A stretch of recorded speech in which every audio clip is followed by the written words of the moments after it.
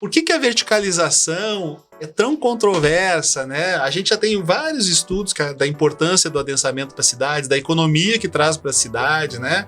Tudo que gera o adensamento. Qual é que é a tua perspectiva, né? Qual é que é a tua visão sobre isso, né? Desse conceito, né? Que é a verticalização. Tudo que tem de ruim, você tá andando de carro, deu um engarrafamento, essa verticalização, né? O problema... Esse tanto de prédio. Você vê um determinado problema, esse tanto de prédio, né? Por que é tão mal visto assim a verticalização, o adensamento nas cidades? Olha, eu acho que o que a gente tem que pôr em mente é que tudo tem que ter limite, tá? Sim. Tem que ter uma régua. Então, a verticalização é muito importante? Sim, nós vamos falar por quê. Agora, a gente tinha um plano diretor que não dava limites de verticalização. Então, a gente começou a adensar, a superadensar algumas áreas, e isso realmente provocou danos, não só para o trânsito, mas também para o meio ambiente, lençol freático. Então, o que é óbvio, se o incorporador ele tem uma área que o céu é o limite, eu vou trabalhar até o meu limite construtivo, até onde a tecnologia me permitir subir. Sim. Né? É o mesmo terreno, eu paguei o mesmo tanto, então quanto mais eu produzir nesse terreno, maior é o meu lucro. Claro, todo mundo trabalha por lucro. Então, o que a gente fez nesse plano diretor foi dar um limite para isso. Então, vamos adensar? Vamos, mas até determinado ponto, até determinada altura e só em determinadas regiões. Sim. E por que a luta pelo adensamento é muito interessante, a discussão sobre esse tema é muito controverso? O que significa você ter uma cidade adensada? Significa que você vai ter menos custo para cuidar dessa cidade. Sim.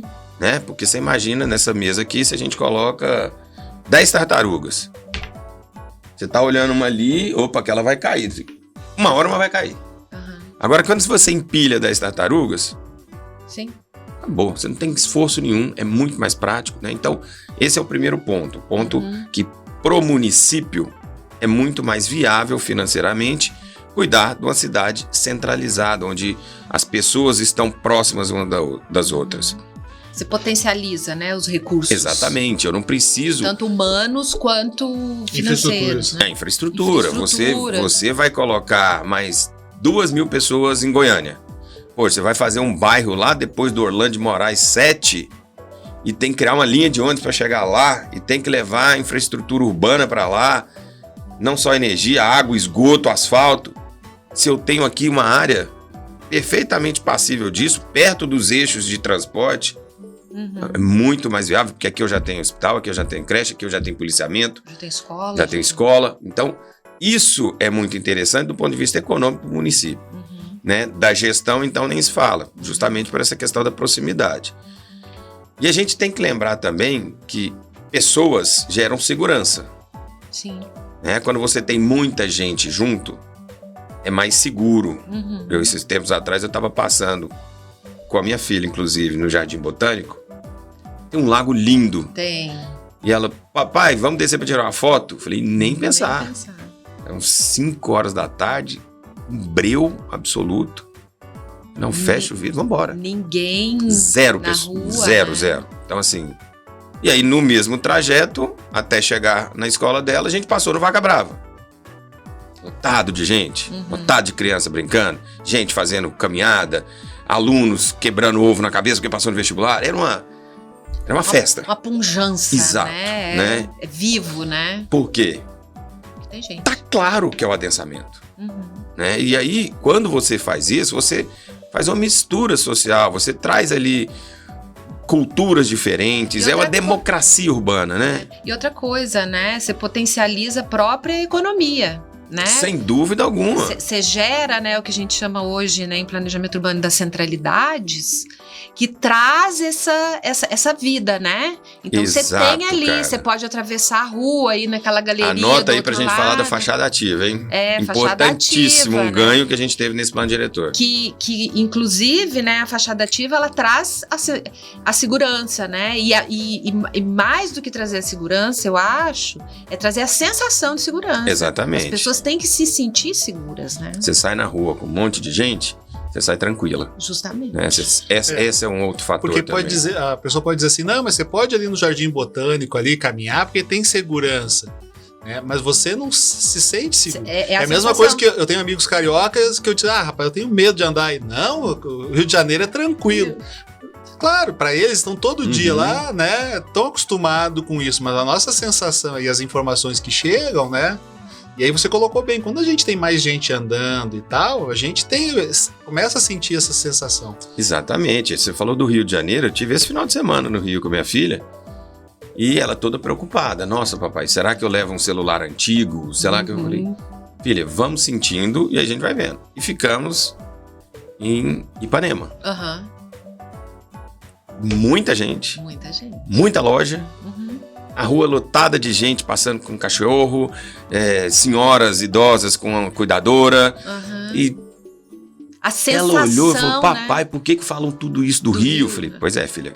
É a localização que a gente tá. É esse lugar, né? É esse lugar. É uma área adensável, só prédio, muita loja. A segurança existe por isso. Então, foi meio que explicando para minha criança o que o adensamento provoca na sensação de segurança. Claro que podiam passar e pegar meu celular. Claro. Né? Mas a gente não atravessava. É a sensação que você tem, né? Não é, porque você chega na praia, todo mundo usando celular, pessoas tirando fotos, se filmando. E ela assim, papai, o arrastão. Eu falei, você entendeu? Então, assim, essa sensação é muito importante. E isso, quando você adensa a cidade, quando você coloca as pessoas mais próximas, isso ajuda muito. Sim. E isso te interrompendo, Paulo. Não, mas aqui é um atrás do outro. A gente tá falando de adensamento, mas as pessoas, você colocou muito que tem limite e tal, mas quando a gente fala de adensamento e de verticalização, somente acho que o público de Goiânia aqui, que está acostumado com os grandes prédios aí de 32, 40 andares e tal, né? Começa a falar, não, mas eu não quero um paliteiro, né? Como de 40 andares. Mas a verticalização é, às vezes, 4, 5, 6 andares também, né? Exatamente. A questão é o tamanho do impacto que isso vai gerar. Né? Então, um prédio de 5, 6 andares, num lugar que já está lotado, isso vai gerar um impacto muito maior do que um prédio de 30 numa área de expansão, numa área que está crescendo, num bairro de expansão. Não expansão urbana, não vamos confundir. Mas, por exemplo, hoje o o setor Pedro Ludovico, tem infraestrutura de transporte, vias bem largas, né? Você pega ali Couto Magalhães, você pega essas avenidas super bem estruturadas. E só tem casa. Então, claro que o mercado imobiliário vai olhar para esse lado. Também, né? Jardim América. Então, ali Jardim América já está num processo de verticalização ali na beirada ali do Bueno. Exatamente. Né? Depois do Goiânia Shopping. Então, isso tudo é muito calculado com o plano diretor justamente para isso. A cidade tem os eixos principais de desenvolvimento, então as maiores avenidas, as vias mais importantes. Em volta delas, a gente vai permitir verticalização. Desde que já não esteja muito verticalizado. Que aí são as áreas de desaceleração. Então, veja como é um organismo vivo. Né? Você falou, o Jardim América. Tem até agora, estão chamando de o novo Jardim América. Novo Jardim América. Virou um novo bairro, porque é um bairro que vai ter adensamento.